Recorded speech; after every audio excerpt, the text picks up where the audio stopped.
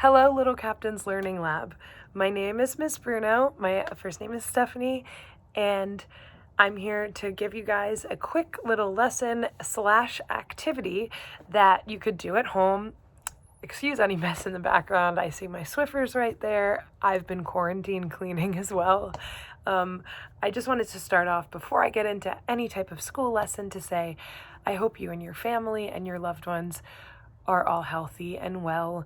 I know this is going to go to people that I don't know personally, but I mean that from the bottom of my heart. This is a really scary time for a lot of people, and we're going to get through it. And I promise you, to any kids watching this, we're going to get through it. You're going to be back in school this fall, and this is just going to be a crazy time that we lived through, but everything will be okay, and I'm sending all my love. So, as of today, I am an English teacher, and I wanted to go through a lesson that would not only build upon writing skills, but also be able to let you let out your creativity, because we all need to be doing that right now in any way that we can, and also get a little hands-on, not just sitting there with a pencil writing something like lame English class. Like, get a little tangible, get some things in your hands while you're creating and while you're using words. So I wanted to let you know you're going to need a few materials, I think 4 materials for this, but they should be materials that you do have in your home of some capacity. So before we start the lesson or we go over what we're going to be doing, I just want to let any parents or just kids watching know what they're going to need, because then you could pause me, go grab what you need, and then bring them in front so you can just start right away afterwards. So you're going to need a newspaper. It doesn't matter when it's from. Any newspaper. If you don't have a newspaper, any magazine. If you don't have a magazine, any book or thing with text that you don't mind ripping pages out of and cutting some words out of. So anything you have that has words. My favorite thing to use for this is a newspaper, just because you get such a wide variety of words and it's just easy to cut. It's just accessible to cut, and it's not something like a book that a lot of people would be keeping long term. So a newspaper or magazine or any type of writing source that you could use for this, as well as a blank piece of paper. Doesn't matter if it's lined or not. It could be any blank piece of paper. And a pair of scissors, or if you don't have scissors, I guess you could get really tedious and rip words out, but scissors would be the most useful, as well as tape or glue. Either one of those are going to work. So just a quick rundown: newspaper, magazine, something like that, blank piece of paper, tape or glue, and scissors. You're all good. So what we're going to be looking at is something called found poems. And some of you might have done them before. Some of you might have done a different version of this. I did this while I was student teaching with a group of 8th graders, and they really loved this assignment, and I really loved doing the assignment too. So I'm jealous of all you guys that are doing it right now, because I'm going to show you an old example, but I might end up doing that this weekend too, because it's just fun. It's kind of like, it's fun like hidden pictures or something like that, because you're just searching for things, and you don't have the pressure of coming up with the poem, because the poem kind of has to jump out at you because it's someone else's words that you re-put together. It's a cool form of art, a cool form of writing, and I'm going on a tangent. So there's 3 terms that you're going to need to know, and the 3 terms that we're going to be solidifying while you're working through today's lesson. So the first term is the umbrella term of everything else. So this is figurative language. So what figurative language is, I'm going to look up the actual dictionary definition of it, but what I'm going to tell to you, I'm speaking such great English. What I'm going to tell you is my definition before I even look at this is it's going to be something that adds imagery and vividness to your writing. So, figurative language is when you use a word or phrase that does not have its normal, everyday, literal meaning. There are a few different ways to use it, including, and the first 2 Google examples are the 2 we're going to focus on today, metaphors and similes. Some other terms you might have heard, I'm not sure the age group everyone is that's watching this or where you've started, which would make this kind of difficult, but you might have heard in school personification or hyperbole or something like that. Those are all also figurative language, but we're going to focus on the 2 big kahunas right now, simile and metaphor. So basically what they do is they add color to your writing. They make your writing way more interesting.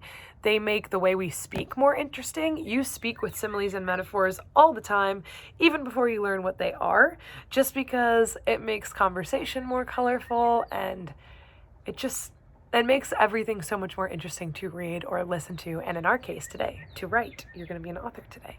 And I'm so sorry if you hear my dogs upstairs. We're all going a little crazy in this quarantine. So, the first one, a simile. A simile is a figure of speech involving the comparison of one thing with another unlike thing, and you're comparing them by using the word like or by using the word as. So, an example of a simile, if that didn't make sense to you yet.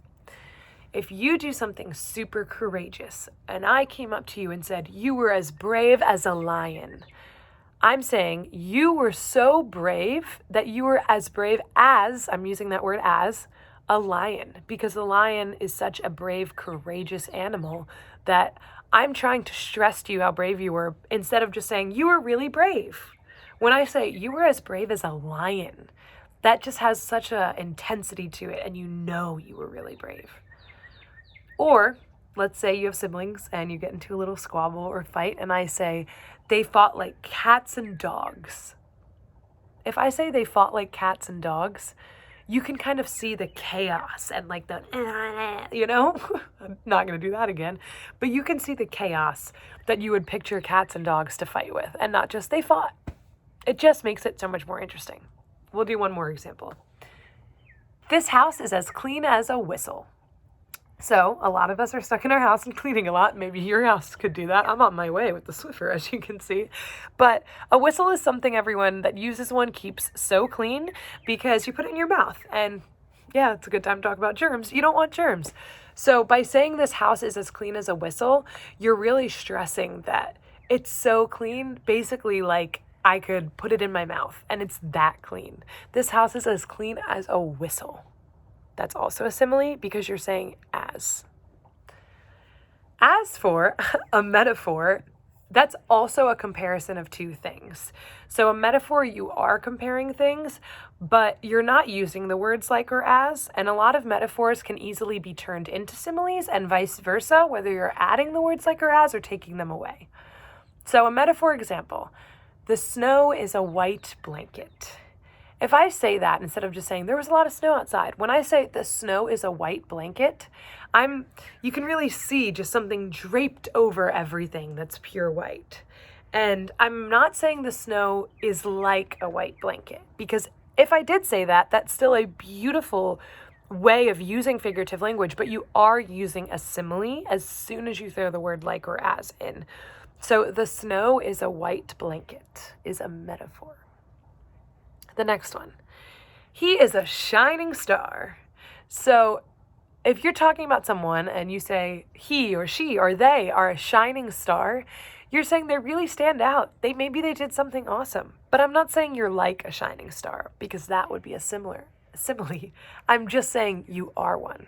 That's a metaphor. The next one, her long hair was a flowing golden river. So picture someone with such long blonde hair draped down her back, all wavy and curly and beautiful. Instead of just saying she had long blonde hair, that is a description, and that's great. But by saying her hair was a flowing golden river, you just see so much more in that. You can picture that. So Google, honestly, in this case, is your best friend. That's not cheating. There are so many examples of different ways you could create a simile or metaphor by saying what you're going to say, and there's nothing wrong with looking up like figurative language help sites, but it's so fun when you come up with it on your own. So you're probably like, how do these two things tie into each other? So what a found poem is something that I like starting with when I'm teaching poetry or just teaching figurative language in general, because there's a lot of pressure to just be like, okay, go write figurative language, write a simile, write a metaphor. Like, about what? Like, I don't know. I've never done this before. So using someone else's words kind of takes some of like the fear out of it.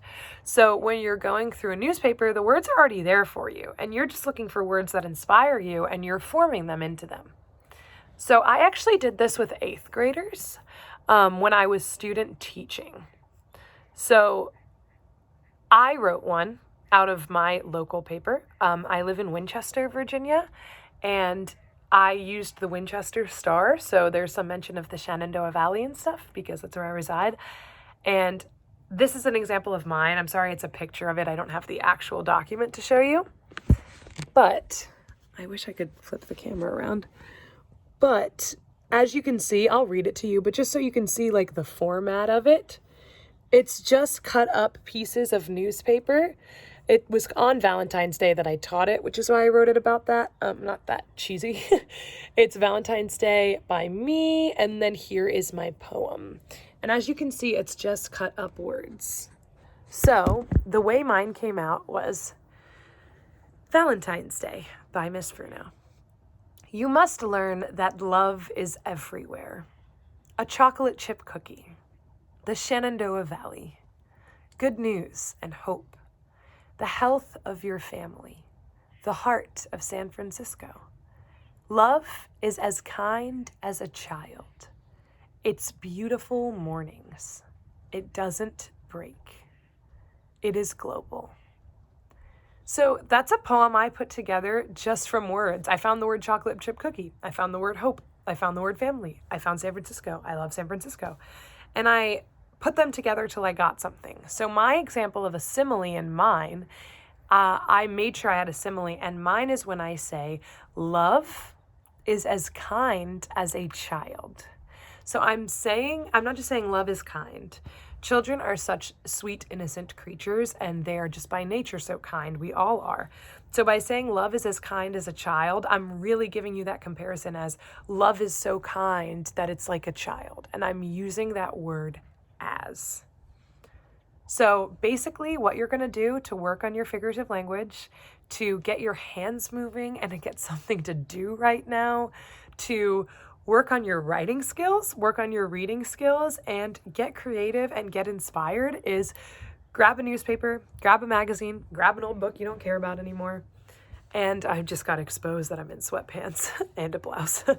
But you're just going to find words and you're going to make your own metaphor and simile. It would be awesome if you made both, but if you only create one metaphor in your poem, that's fine. If you only create one simile in your poem, that's fine. If you want to modify these directions, if you feel you're a little older watching this and you're like, I want 5 similes, go for it. You're going to have to find a lot of likes and ases, but they're kind of common words, so you should find them. So it's called found poetry. There are many different ways of doing found poems. This is what I found the most appropriate for this weird virtual thing we got going on. But I really encourage you to do it. I hope this was a somewhat decent explanation. I'm really not used to teaching via lecture on my bedroom floor, but I hope this made any sense. Really, to just reiterate everything, they're both, a simile and metaphor are both comparisons. A simile just uses like or as, and a metaphor does not. So go forth, cut out words and glue them down and make your own found poem with someone else's words. It's still yours. You're recreating something new from something else. I just heard my dog drop her bone upstairs. So I really hope you enjoy this. I don't know if my contact information or anything will be out, but I'll try and get to Monica or someone my email address in case you have any questions, or if you simply just want to share the one you made, I would love to see that. I still kept the class I student taught for all of theirs just because I loved them. So once again, I hope everyone is healthy and doing well and you're safe and with your families. And if you want something to pass the time while still working on your reading and writing skills, I implore you to do some found poetry and work on similes and work on metaphors. And I hope everyone has a great rest of your day.